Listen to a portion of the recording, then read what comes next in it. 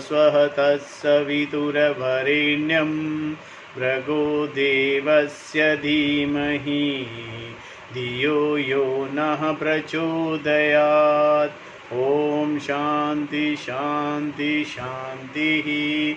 श्रुति स्मृति पुराणानाम् आलयं करुणालयं नमामि भगवत्पाद शंकरं लोकशंकरं शंकरं शंकराचार्यं केशवं बादरायणं सूत्रभाष्यकृतौ वन्दे भगवन्तौ पुनः पुनः। ओम सहना भवतु सहनौ भुनक्तु सह वीर्यं करवावहै तेजस्विनावधीतमस्तु मा विद्विषावहै। ओम शांति शांति शांति। त्वमेव माता च पिता त्वमेव त्वमेव बन्धु च सखा त्वमेव त्वमेव विद्या द्रविणं त्वमेव त्वमेव सर्वं मम देव देव। ओम गुरुदेव भगवान शिव शंकर भोलेनाथ कैलाशपति महाराज की जय। भगवान व्यास जी महाराज की जय। शंकराचार्य भगवान की जय। स्वामी चिन्मयानंद भगवान की जय। स्वामी दयानंद भगवान की जय। स्वामी शुद्धानंद भगवान की जय। स्वामी प्रबुद्धानंद भगवान की जय। माता पिता की जय। सभी गुरु देवताओं की जय। सभी गुरु देवताओं की जय। सभी गुरु देवताओं की जय। श्री कृष्ण गोविंद हरे मुरारी हे नाथ नारायण वासुदेवा। श्री कृष्ण गोविंद हरे मुरारी हे नाथ Narayan Vasudeva. Shrimad Bhagavad Gita chapter 4 verse number 5 we have seen, where Bhagwan start answering question of Arjuna. He says, many births have passed for me and for you too. I know them all, whereas you, Arjuna, the scratcher, doesn't, of fools don't know them. We will today see verse number 6. Welding Maya, I come into being as though by my own creative power. This is what Bhagavan will answer today. Verse number 6. Ajo api san vayatma bhutanamishwaropi sana प्रकृतिं स्वमाधिष्ठाय संभवामयात्मा मायाया।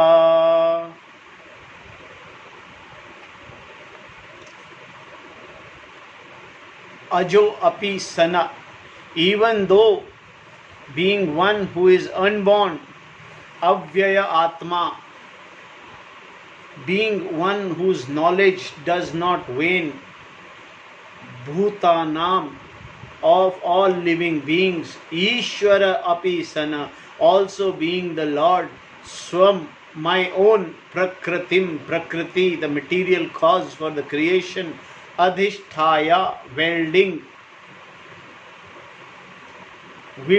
wielding, W-I-E-L-D-I-N-G, wielding, atma mayaya, my own creative power, Sambhavami, I come into being. This is how God comes into being.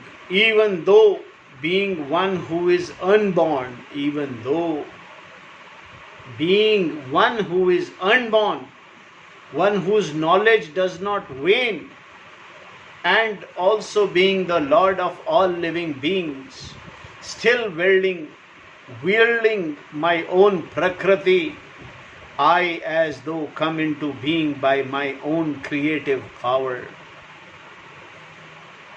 This is Bhagavan's answer to Arjuna's question. And what was the question in verse number 4 we have seen. Arjuna asks, your birth was not so long ago, whereas Vivaswan's birth was long time ago. How am I to know that you told this to Vivaswana in the beginning? Bhagavan says that I gave this knowledge So Arjuna had a doubt. In the beginning, how come you gave the knowledge when you were just born? On Janmashtami, some few years ago, the Lord says, even though being one who is unborn, one whose knowledge does not wane, and also being the Lord of all living beings, still wielding my own Prakriti, I as though come into being by my own creative power. This is what we had discussed yesterday also. The Lord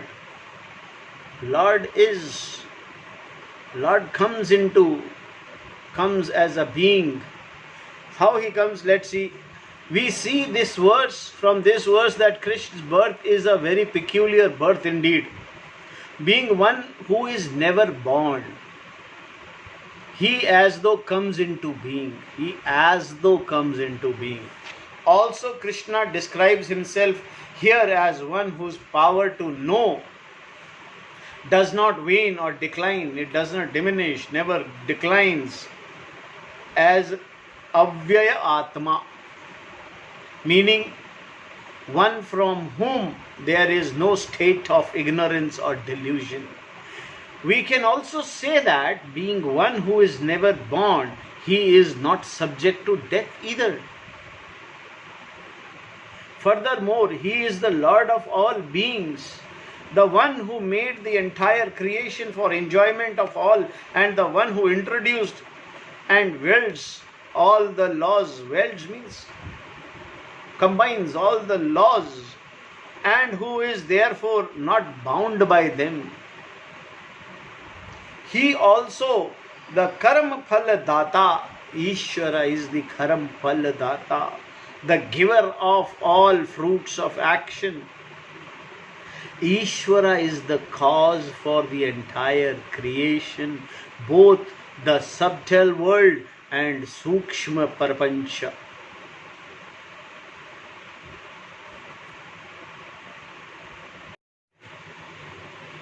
And the physical world, Sthula Prapancha, Maya Prakriti, which is not separate from Ishvara, becomes the material cause of this creation. And the wielding this Maya, his Shakti, he as though comes into being in form of this creation. Since Krishna as Ishvara is one on one side of Maya and Arjuna was on the other side, Arjuna could not see him as he was. This is like a magician who always keep the audience in front so that they see only the magic, not the Maya, the trick. And of course, the magician never comes under the spell of his or her own magic. Otherwise, there would be no magician. Because you, a Jiva, are within Maya itself, you do not wield it, whereas Ishvara does. Therefore, the difference between Jiva and Ishvara is based solely on which side of Maya they are on. Krishna wields the Maya, because of which the entire world and its being exist. This is being deluded and ignorant under the spell of this Maya. People do not see the Atma, that is Krishna, Ishvara. While the Jiva does not see the Paramatma, Ishvara has no such problem because he has the Maya under his control. So the world itself, which is born of Maya, is under his control. The idea being conveyed here is that the Jiva does not know his real nature, the real Swarupa. Not knowing one's Swarupa is called avidya. When you know your Swarupa, then it is Vidya. When you don't know your Swarupa, it is avidya, ignorance. You are not knowing your own Swarupa. You are ignorant about your Swarupa. Whereas the Ishvara Krishna can say that he say as he did, keeping my Maya under my control, I become one who as though has a body. As though, this is as though in commas, please try to understand that he becomes one as though has a body. This is the definition of avatara. He is an avatara. We discussed it. God is never born. God always appears as though he is in a form. प्रकट होते हैं, भगवान का अवतार होता है. When it is said that an avatara is one who comes down, what is meant that is that he as though assumes a body, as though, because he is not lost in the body, he never takes his body as his part, whereas it is, in other words, he does not take himself to be the body. A Jivan Mukta, one who is liberated, can also say, I as though have a body. See, a Jivan Mukta, जीव which is मुक्त, मोक्ष को प्राप्त हुआ जीव ये कह सकता है कि I am appearing in this body. He can say, I as though have a body. Because this person knows the real nature of I, the Atma. Only then, when you know the real nature, you are not ignorant about your Atma's nature. To say this, one requires knowledge, and to acquire this knowledge, one has to be a living. And a person who has such knowledge is a Jivan Mukta, living. He is liberated. A liberated soul can only say this. Before this knowledge take place, the Jiva comes into this world as a result of past karma alone. By the force of karma, meaning one's past action and their results, a physical body is born in time and place with percentage, also with a mind and senses, with a parentage, not percentage, parentage, along with the mind and senses. We call this person a Jiva only by acquiring the knowledge that he or she is Param Brahma. Can the Jiva be free from the cycle of birth and death and all that goes with it? Knowing thus the person is free, but the body continues to exist because it is creation of Ishvara Shrishti. Thus Krishna tells Arjuna here that as Ishvara, he keeps the Maya under his control, his powers, Jnana Shakti, the power to know, Kriya Shakti, and power to do, and Ichha Shakti, the power to desire, are all under his control and are not limited in any way. Since this power to know is without limitation, he does not require an antahkaran, a mind to know. Without the mind, and he has all knowledge. All knowledge, omniscience cannot depend upon a given mind, because my mind will have some limitation. Furthermore, the mind itself is a creation, and before creating it, the Lord must have knowledge. Very deep sentence this is. Therefore, Ishvara requires no mind, whereas we try to get knowledge in mind, through mind. The very Maya makes me omniscient. He is called Parameshwara, who alone becomes the world. This is Maya, the trick of all. Understanding then Avatara. In order to understand the Vedic and Puranic literature, one needs to have some understanding of the concept of Avatara. In Bhagavata, Ramayana and Mahabharata, Rama, Krishna and others were presented as Avataras. Avatara means God incarnation. Because of its significance, here this concept will be analyzed briefly in terms of order of reality. In general, we can divide orders of reality into three. One is the absolute reality, Paramarthika. that which is Satya Jnana Ananta Brahma. It is Paramarthika. What is Paramarthika? Satyam Jnanam Anantam Brahma. Free from all attributes and upon which the entire world depends.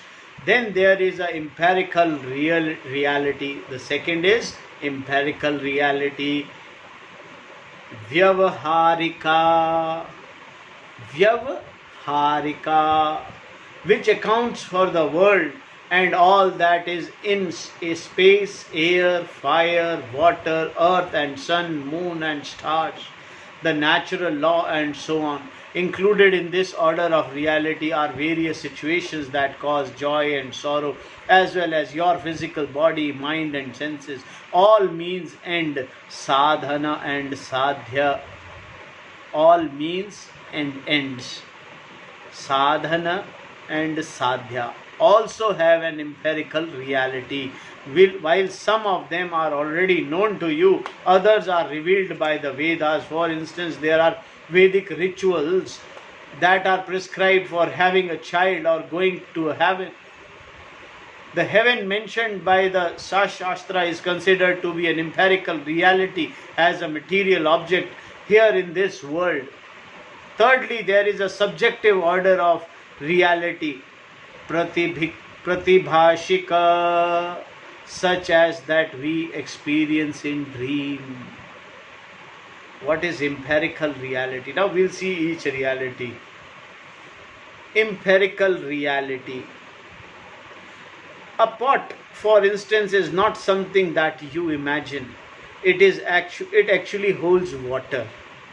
But it cannot be considered to be independently real, absolutely real, because it is dependent on something else for its existence, the material out of which it is made.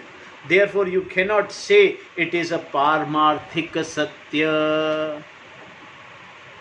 Paramarthika Satya nahi hai. Nor can you dismiss it as non-existent because it holds water. If you say the pot is absolutely real, or if that is absolutely non-existent, your very statement does not hold water. Only an existent pot can hold water. A non-existent pot cannot hold water. The existent pot is something that has a history. It was born at a given time, and it has lived in various homes. It has gone through certain process of growth and old age, holes and repair work. It has seen ages and has passed through many hands. Now, having had its day, the old useless pot is parked in corner somewhere. So the pot definitely enjoys a degree of reality that has a name and a form. It has a nama and a rupa and behaves within certain laws. That is what is meant by empirical reality.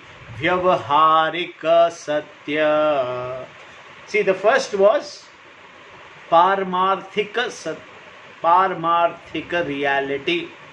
The reality which is actually real. Satyam Jnanam Anantam Brahma.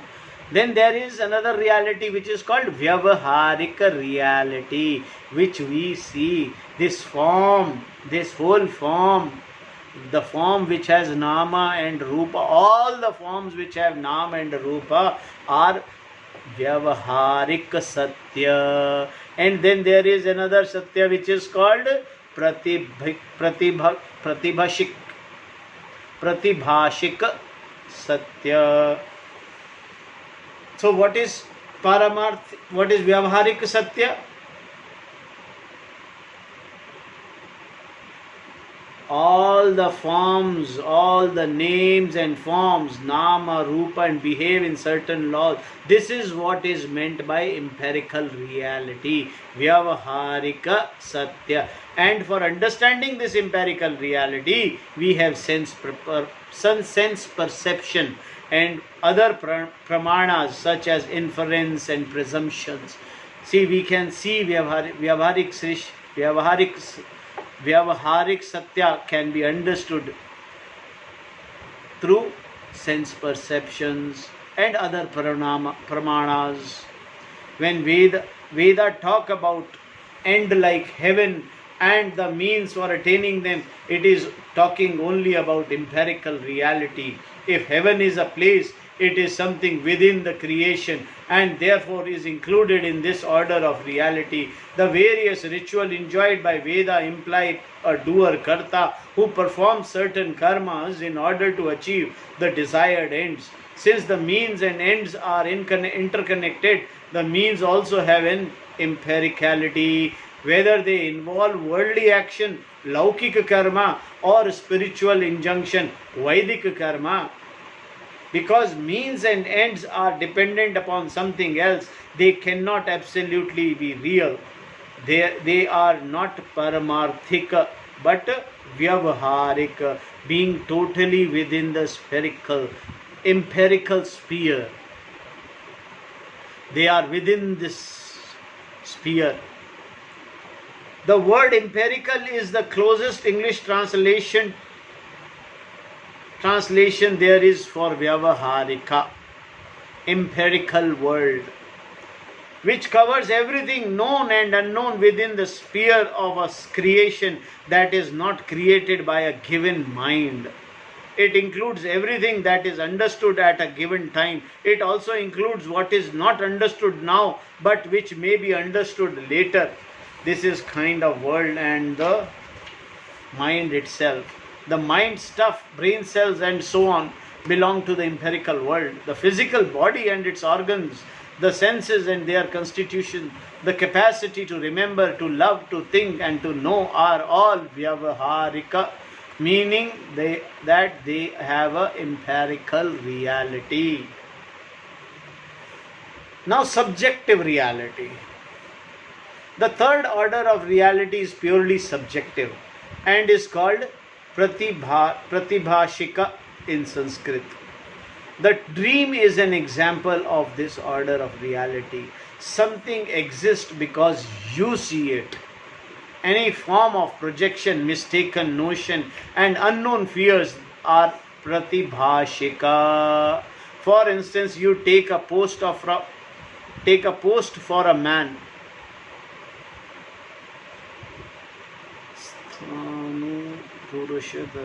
Sthanu Purusha Darshana, or imagine that someone does not like you.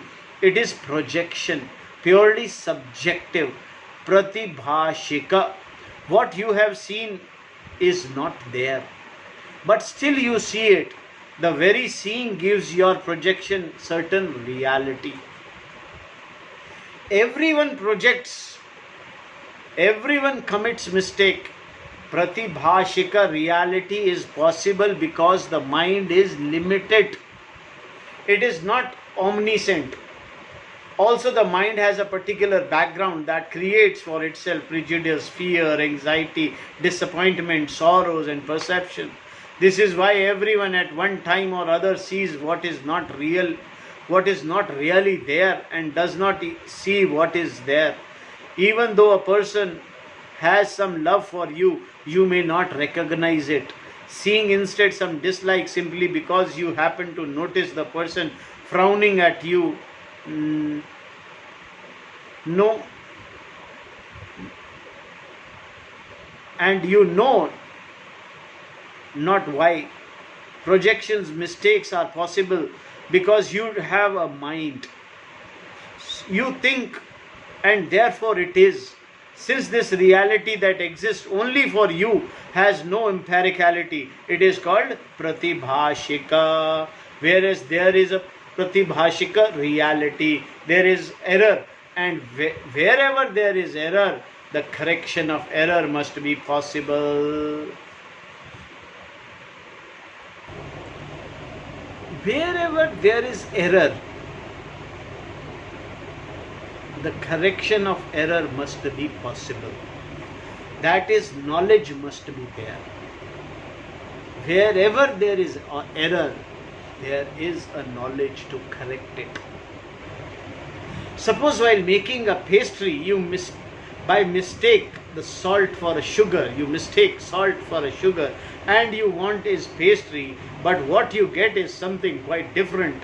Both sugar and salt have an empirical reality because the senses are able to differentiate between them. At the same time, there is a mistake because sugar produces pastry and salt produces something else. If you use salt thinking that it will make pastry, you are committing a mistake. Given this particular fact, this law, error is always possible. This is all within our experience. Atma is self-evident experience. Consciousness is experience. All experiences are strung into this consciousness. By this consciousness, like even a string that holds the beads together, consciousness is there in all the three forms of experience. All sleep, dream and waking. These are three experiences severely and totally are held in one experience called consciousness, which is all evident. It is evident that we create our own subjective realities, and it is also evident that we are dealing with this world which conforms to an order which behaves in an orderly way. So we have a cosmos which is empirical, a chaos which is subjective, and that which is constant, Sat Chit Anand Atma. Sat Chit Anand Atma. This Sat Chit Anand Atma seems to exist in the form of threefold reality. For lack of better term, we use this term, namely the threefold reality. In fact, there is only one reality, Satyam Jnanam Ananta Brahma. The relationship among the three orders of reality. Let's understand this. Between the empirical reality and the subjective reality, there is a difference. The entire creation, empirical reality, is called Ishvara Shrishti, the Lord's creation, and the projection of one's own mind is called Jiva Shrishti, the individual subjective creation. At all times we are confronting these two orders of reality, the empirical and the subjective, on the basis of one's absolute reality. Satyam Jnanam Anantam Brahma. With this understanding of the orders of reality, let us return to the verse. Krishna says, I am born, wielding the Maya, the Prakriti in my hand. In this way I assume a body. Because the Lord can create the whole world and also assume a body, there is no problem in seeing that Krishna's birth is referred to here as incarnation or Ishvara based on the concept of Avatara Vada. But the next question would be, to which order of reality does the physical body that the Lord assumed belong? We'll think of the physical body of the Lord. When Krishna points out that he is unborn, never born, he is pointing out to the absolute reality, Paramarthika Satya. In fact, from the standpoint of absolute reality, no one is born. Thus, from this standpoint, Krishna is not born. And Mr. Krishna, who is standing before Arjuna, cannot be that Paramarthika Satya.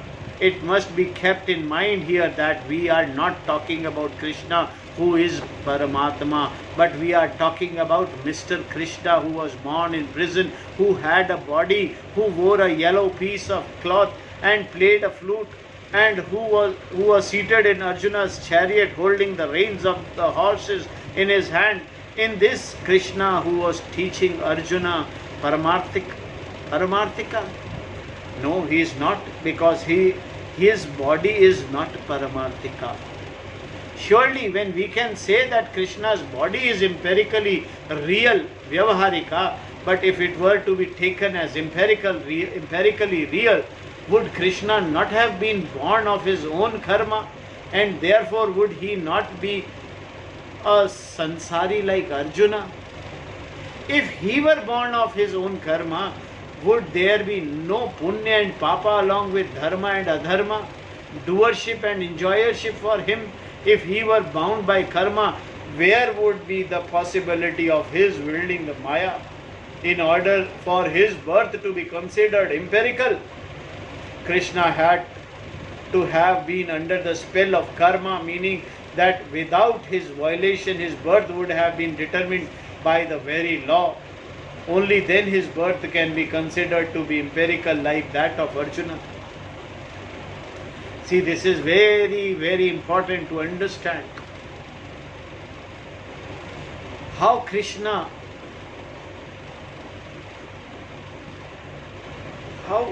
what is Paramarthika Satya of Krishna?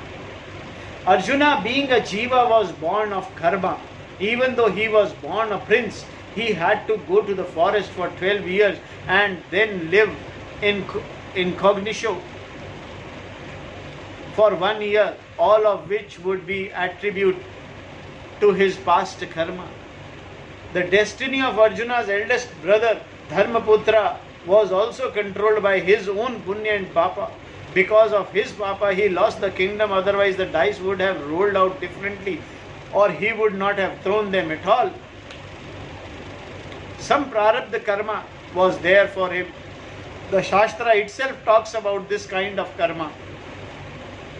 We all are bound with prarabdha karma. That is why,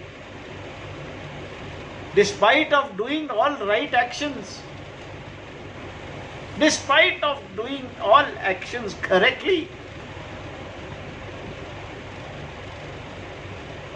despite of studying and then doing all the karmas, we have to face problems. Arjuna was a person, a jiva born of karma, so his birth, janma, was empirically real. He had parentage, and a physical body. He had parents, he had physical body, mind and senses, all of which have an empirical reality, as we have seen. Krishna, on the other hand, said that as Ishvara, keeping the Maya under his control, he was born. This is the biggest difference. We all see why he was born. The reality of Krishna's birth is the body that is born is available for our perception. But what is available for our perception is not truly, totally true. The blue sky, for example, or a magician tricks. Therefore, perception itself cannot establish that physical reality of Krishna's birth. If an Ishwar, Krishna, is born, being the Maya under his control, his birth is definitely not subjective to punya and papa. Therefore, being not bound by karma, he is not it has no empirical status. Birth itself, being what it is, cannot be pramarthika either. Nor can Krishna's birth be totally non-existent. Atyant asat. Atyant asat. Since he was not a Vandhya Putra, the son of a barren woman, he was born of Devaki and Vasudev. Thus it was not totally non-existent Krishna who was talking to Arjuna. Then how are we to explain Krishna's birth in terms of reality? With reference to his birth, Krishna is Pratibhashika. You see him, therefore he is. His birth is not due to karma, it is only apparent. Pratibhashika means that there was Krishna whom everyone saw, but his birth and his body was purely Maya. Like everything else, they were born of Maya, but without the force of law of karma. The kind of birth means this kind of birth means Ishvara does not have the status of Jivatvam. He merely assumes a particular body due to necessity alone. Why does Ishvara assume a physical body? What is it that makes it necessary for Lord to assume a physical body? In Puranas it is said that before every incarnation there is collective petition to Lord in the terms of prayer on the part of good people and even the Devas. Oh Lord, please do something. Please come and remedy this situation. It is time. Time is up. In fact, why haven't you come? The tyranny of these people is too much for us to bear, and so on. These prayers themselves become the material cause, the upadan karan for the Lord to introduce himself in a particular form, meaning that he assumes a body. The prayer of jivas become the punya because of which the particular body is born for a given purpose. This incarnation of Lord is what is meant by avatara. The purpose of avatars coming may be just to do one job, like Narasimha Avatar or Vaman Avatar, or to do many, as was the case with Rama and Krishna. In addition to the many jobs they came to do, Rama and Krishna also served as example with reference to how people should live their lives. Ram amplified how one can live a life of dharma in the face of all adversities, and Krishna was embodiment of joy and wisdom. It should be clearly understood that the concept of avatara is not required at all in order to worship Krishna as Lord. A picture of Krishna as Ishvara is all that is needed for invoking the Lord. In fact, we can invoke the Lord in anything, even a rock. Invoking the Lord in a particular form and the concept of avatara are entirely different. We discuss it here only because the verse referring to Krishna as avatara. Krishna himself says, by my own powers of Maya, I as though assume a body. Shankaracharya ji says in his commentary to this verse, while explaining how Ishvara assumes a body, Devan iva jatha iva, dehavan iva jata iva, as though with the body, as though born.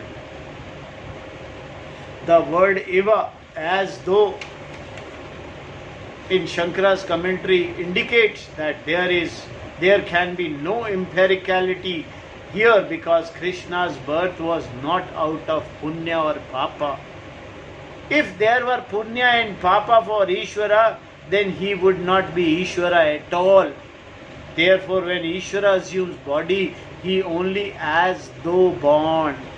He has a body, but his body has no empiricality because it was not born out of punya and papa. If there were punya and papa for Ishvara, he would have the problem of an Ishvara with limitation with reference to antahkarana, which is not acceptable. And as we have seen that that is not possible, because Ishvara is all knowledge. Therefore, Krishna tells Arjun, without punya and papa, I am God, which is very concept of avatara. This is a very difficult part, very difficult to understand even.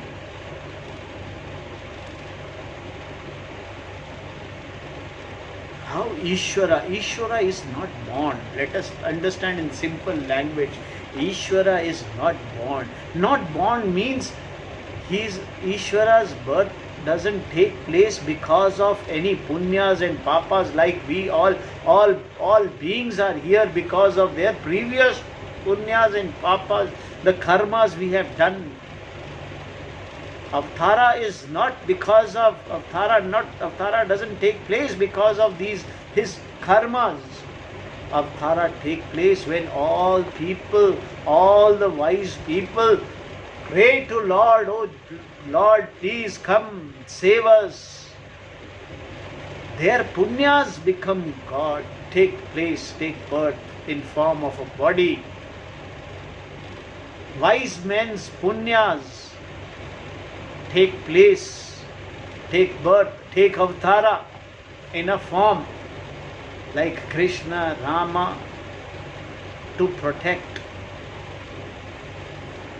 Not only protect, but also to teach.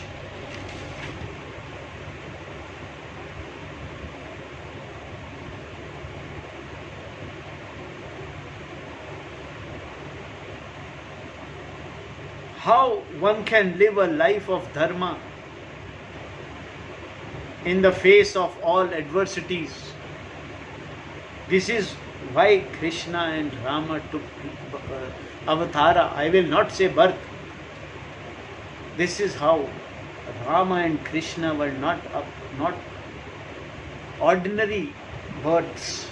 They were avataras. Ram Krishna प्रकट हुए, अब पैदा नहीं हुए, पैदा हम हुए. पैदा जीव होता है.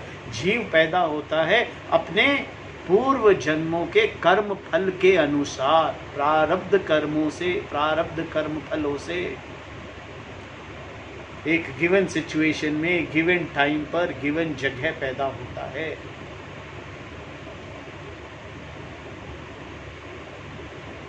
So Krishna tells Arjuna that I am born without punya and papa. I am born, which is the very concept of avatara.